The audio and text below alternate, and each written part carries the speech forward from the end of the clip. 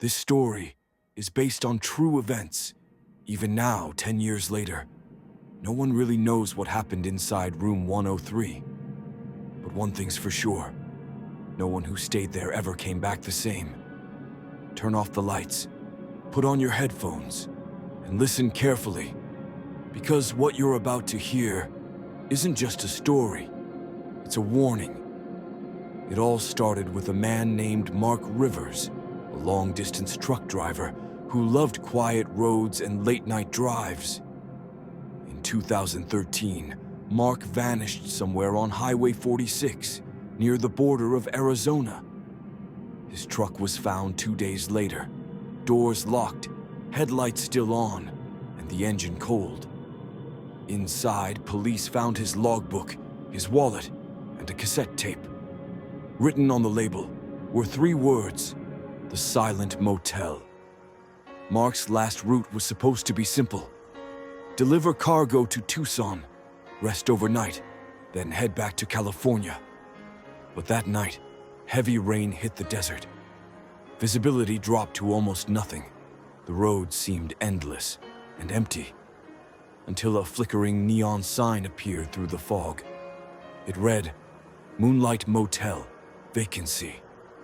Mark slowed down, turned into the gravel driveway, and parked his truck under a broken streetlight. The motel looked abandoned.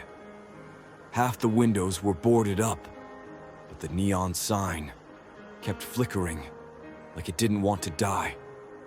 He walked to the front desk, rain dripping from his jacket. Behind the counter stood an old man with pale skin and empty eyes. He didn't say hello. He just slid a key across the counter. "Room 103, he said. "Cash only." Mark paid, took the key, and walked down the narrow hallway. The floor creaked with every step. The walls were covered in yellowed wallpaper that peeled off like old skin. Room 103 was at the end, next to an exit door that looked nailed shut. Inside, the room was cold. A single bulb flickered overhead. There was a bed, a TV, and a vent on the far wall. The air smelled wrong, like wet metal and old smoke. He turned on the TV, but it only showed static. Then, beneath the noise, he heard it. A whisper, faint but clear. Someone calling his name. He froze, turned the volume down. The whisper came again, this time from the vent. "Mark, help me." He leaned closer, shining his flashlight inside. The vent was deep and dark, but at the far end, he saw an eye, watching him. Mark stumbled back, dropping the flashlight. When he looked again, the vent was empty. He tried to laugh it off, told himself he was just tired. But the whispers didn't stop. That night, he dreamt of a long hallway, doors slamming, and someone knocking from inside the walls. When he woke up, his watch read 3:03 a.m. The air was freezing, and from the vent came the sound of breathing. Slow, heavy, human. The next morning, Mark went to the front desk. The old man didn't look up. Mark asked, "Is someone in the room next to mine?" The man finally met his eyes. "There is no room next to yours," he said. 103 is the last one. Confused, Mark looked around the lobby. There were photos on the wall. Old black and white pictures of the motel from the 1950s. In one photo, he saw something that made his stomach twist. Standing behind the front desk was the same old man, looking exactly the same. He hadn't aged, not a single day. Mark wanted to leave, but his truck wouldn't start. He checked the engine. Everything looked fine. Yet the battery was completely dead. He asked the old man for help. The man smiled for the first time, a slow, unnatural grin. He said, "You should stay another night. Sometimes the road doesn't like to let people go." Mark's chest tightened. Something about those words felt wrong. That night, the rain returned. He sat on the bed, staring at the vent. He could swear it was breathing. The cover rattled softly, as if someone on the other side was trying not to make a sound. He recorded everything on his phone, the whispers, the knocks, even the silence. Then, he fell asleep again. And that's when the voice spoke. Clearly this time. "Don't open the vent.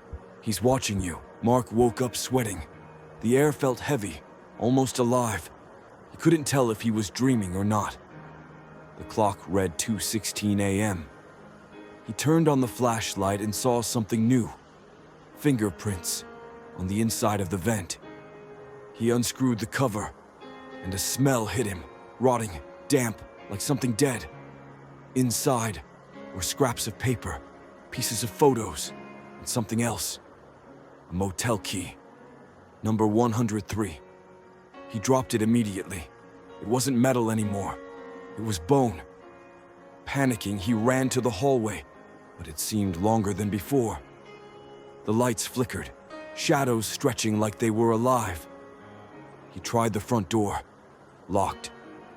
The old man stood behind the desk again. "You can't leave," he whispered.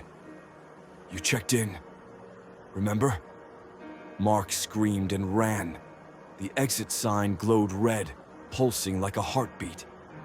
He kicked the door open and fell into darkness. When the police found the motel 2 days later, it was empty. Dust on every surface. No old man, no Mark, no guests. Just a cassette tape on the counter. On it, his voice.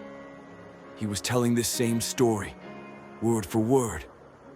At the end, he said, "If you ever drive past Moonlight Motel, don't stop, even if it calls your name, because once you check in, you'll never leave." Thank you for listening. If you made it this far, you're braver than most. The story you just heard was based on real police reports from 2013. No one ever found Mark Rivers, and Moonlight Motel was torn down a year later. But locals still say, on rainy nights, you can see the neon sign flicker in the fog and hear someone whisper, "Room 103. If you enjoyed this story, subscribe to Night Echoes TV for more true horror stories. And remember, sometimes the scariest places are the ones that really existed.